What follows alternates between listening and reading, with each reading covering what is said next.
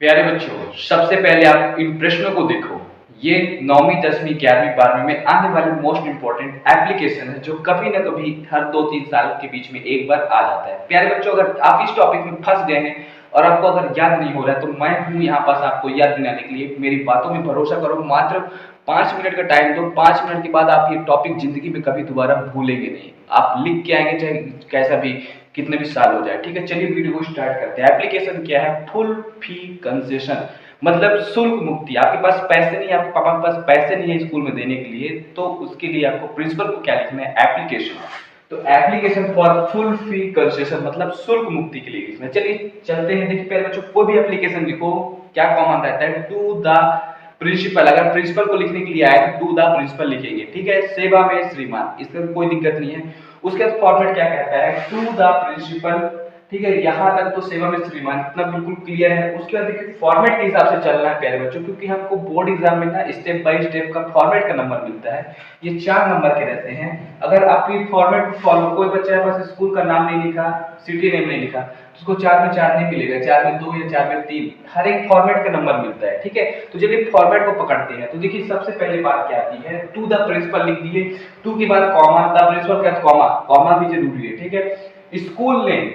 अब स्कूल, ये प्रश्न देख रहे हो ना, या बस स्कूल का नाम दिया ना, उसी स्कूल के नेम को लिखना है। अगर क्वेश्चन में नहीं दिया तो अपने से कुछ भी लिख सकते हैं, बट अगर क्वेश्चन में दी तो उस स्कूल का नेम लिखना है, अपने स्कूल का नाम नहीं। ठीक है, स्कूल का नाम, जैसे गवर्नमेंट हाई सेकेंडरी स्कूल। ठीक है, अब स्कूल की सिटी जो क्वेश्चन में दिया है, अगर दिया है जैसे रीवा दिया है, मुरैना दिया है, भोपाल दिया है, ग्वालियर दिया है, तो बस स्कूल सिटी का नाम आएगा। ठीक है प्यारे बच्चों, सबसे इंपॉर्टेंट बात उसके बाद आती है डेट, दिनांक। प्यारे बच्चों, दिनांक का फॉर्मेट होना चाहिए। ठीक है, सपोज दैट अगर आप इंग्लिश का उसमें क्वेश्चन पेपर में दिया नहीं रहता, तो जिस दिन पेपर दे रहे हो, सपोज दैट आप 3 मार्च 2027 को पेपर दोगे इंग्लिश का।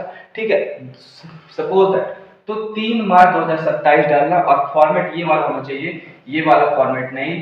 ठीक है, 2027 ये वाला फॉर्मेट में क्या हो जाएगा प्यारे बच्चों? गलत हो जाएगा, क्योंकि ये वाला फॉर्मेट आपका चलता है। तो 3 मार्च 2027 ये वाला फॉर्मेट होना चाहिए। ठीक है, अब देखिए हम कोई भी एप्लीकेशन लिखते हैं उसके बाद क्या आता है? विषय। हम किस लिए लिख रहे हैं? तो फुल फी कंसेशन के लिए।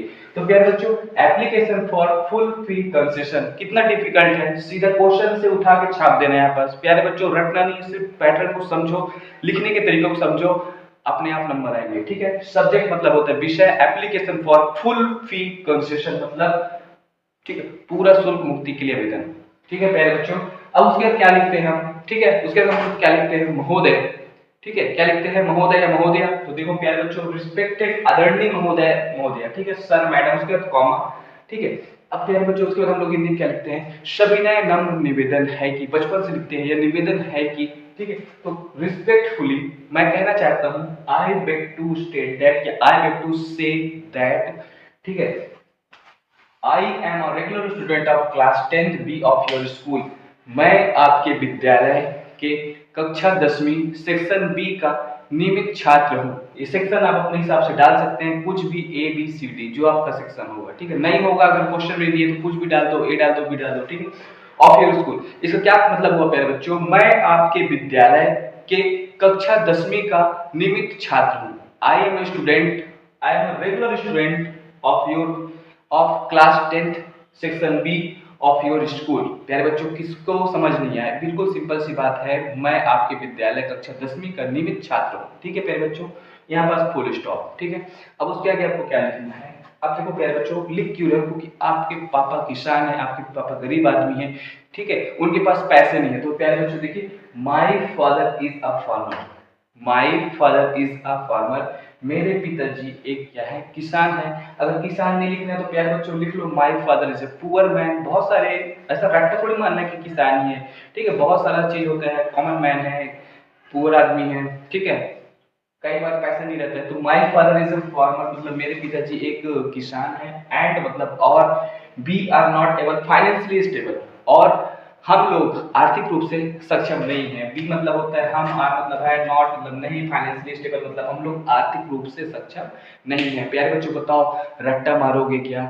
इतना नहीं बनेगा। मैं आपके विद्यालय कक्षा 10वीं का नियमित छात्र हूँ, मेरे पिताजी एक गरीब किसान है, ये मेरे पिताजी एक गरीब आदमी है, हम लोग फाइनेंशियली रूप से मतलब आर्थिक रूप से सक्षम नहीं है, सो इसलिए ही मतलब मेरे पापा, कैन नॉट पे माई स्कूल फी, इसलिए मेरे पिताजी मेरे विद्यालय का पैसा देने में सक्षम नहीं है। ठीक है, देयरफॉर अतः अस्तु आई रिक्वेस्ट यू टू, मैं आपसे प्रार्थना करता हूं कि, काइंडली मतलब कृपा, ग्रांट मी फुल फी कंसेशन, मैं आपसे निवेदन करता हूं प्यारे बच्चों, मतलब मैं आपसे निवेदन, मैं प्रिंसिपल जी से निवेदन कर रहा हूं प्यारे बच्चों कि मेरी विद्यालय की जितनी भी फीस है, पूरी फीस है, उसको क्या किया जाए, माफ किया जाए प्यारे बच्चों। ठीक है, I shall be thankful to you, मैं आप इसके लिए आपका सदा आभारी रहूंगा, ऐसा लिखते हैं ना हिंदी में। ठीक है, उसके नीचे क्या आता है, योर ऑबिडेंटली, आपके आगे का शिष्य, full name, class name, roll number. प्यारे बच्चों बताओ कितना डिफिकल्ट है क्या यार।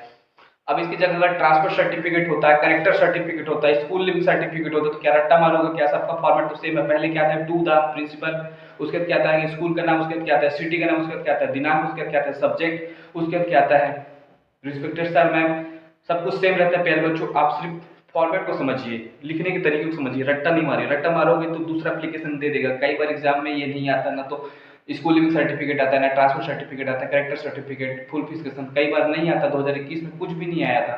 ठीक है, तो वहां पास फंस जाते हैं प्यारे बच्चों। तो आप मेरी बातों पे भरोसा रखिए प्यारे बच्चों, आप सिर्फ रटिए मत, आप सिर्फ समझिए कि लिखते कैसा है एप्लीकेशन, चाहे कुछ भी आ जाए वो, चाहे बर्थडे पार्टी आ जाए, चाहे वेडिंग सेरेमनी आ जाए, चाहे कुछ भी आ जाए वो। ठीक है, चाहे आप कहीं घूमने जा रहे हो तो आपको प्रिंसिपल को लिखना है कि मेरे को 4 दिन की छुट्टी चाहिए, कुछ भी आ जाए, फॉर्मेट तो सबका सेम रहेगा। टू द प्रिंसिपल रहेगा, school name, city name, date, subject, जो क्वेश्चन रहेगा उसको छाप देना, रिस्पेक्टेड सर मैम, रिस्पेक्टफुली, ये सब कुछ सेम रहता है प्यारे बच्चों। आप मेरे को बताइए, ये एप्लीकेशन आप रट्टा मार के जाओगे कि समझ के जाओगे? रट्टा मार के जाओगे दोस्त, अगर गड़बड़ हो गई कहीं पास ना, पूरा वाट लग जाती है। समझ के जाओ, 4 में 3 नंबर तो मिलना ही मिलना है हम जैसे एवरेज बच्चों के लिए। टॉपर की तो बात ही अलग है। ठीक है प्यारे बच्चों, तो बोलो बिल्कुल समझ आया कि नहीं समझ आया? अगर समझ आया होगा तो इस वीडियो को इतना शेयर करो, इतना शेयर करो, इतना शेयर करो। और प्यारे बच्चों कमेंट भी करो, आप लोग कमेंट नहीं करते हैं। सब्सक्राइब करो चाहे मत करो, ये आपकी मर्जी है, बट आपके हाथ में एक शेयर है, एक कमेंट है और एक लाइक है। ये 3 चीज तो कर ही सकते हो प्यारे बच्चों, कोई पैसा नहीं लगता। हम आपके लिए मेहनत करते हैं, आप इतनी सी छोटी सी तो कर सकते हैं। चलिए धन्यवाद, मिलते हैं अगले टॉपिक पे। कमेंट बताइए कि अगला टॉपिक किस चीज पे चाहिए, मैं उसको फुल वीडियो बनाऊँ।